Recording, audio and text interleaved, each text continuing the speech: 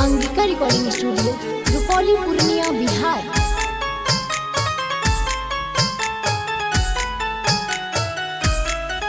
आहे घर ही में बैठबो हम कला सानु हक मन में लाला सानु हे लाला सानु हे।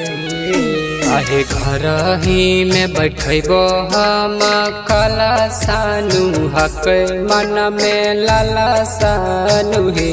आहे मैया जाई के बाजार लईब चुनरी ओढ़ब मैया सुनरी कहे। आहे मैया जाई के बाजार लईब चुनरी ओढ़ब मैया सुनरी कहे।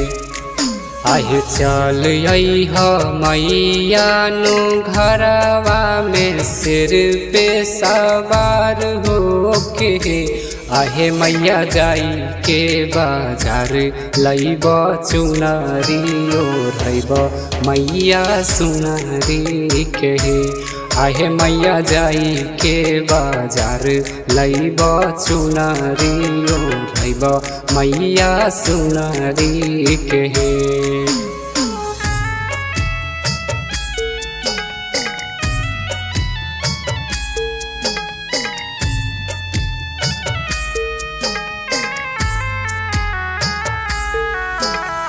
Music by de Villiers.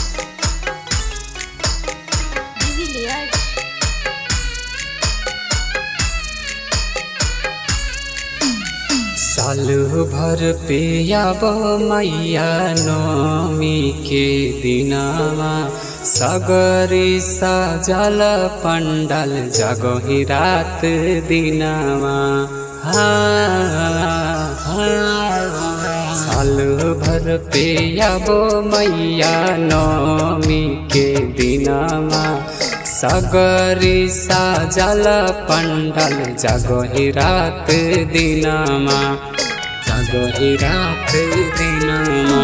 आहे जगमग करहाई दिनामा नु सजो मैया सुनरी के। आहे मैया जाई के बाजार लईब चुनरी ओढ़ब मैया सुनरी कहे।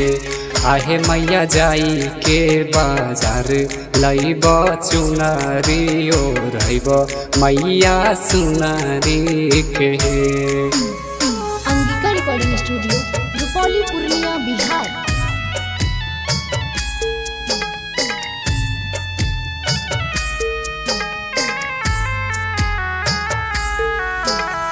Music by de Villiers.